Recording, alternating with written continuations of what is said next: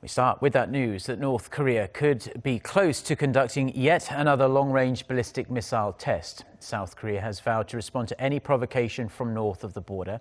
Experts say that if Pyongyang decided to launch a missile so soon after its fourth nuclear test, the regime would seriously strain China's patience and expose itself to even harsher sanctions. Kwon Soa reports.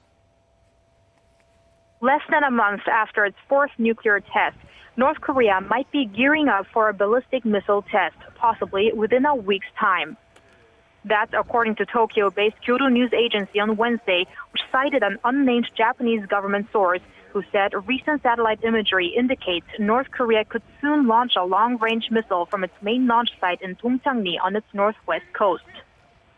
South Korea's defense ministry said Thursday the military is keeping an eye out for any signs of a launch and is ready for any kind of provocation.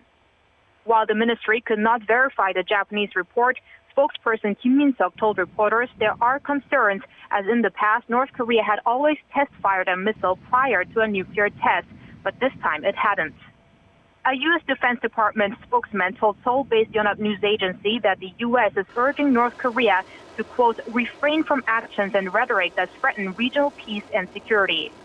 If Pyongyang does conduct a missile test, it's highly likely it will face heavy consequences, as the UN Security Council is currently in the midst of talks on sanctioning the regime for its recent nuclear test. Experts say there is a chance the international community could seek ways to ratchet up the sanctions against North Korea to a much higher level than they would for just the nuclear test.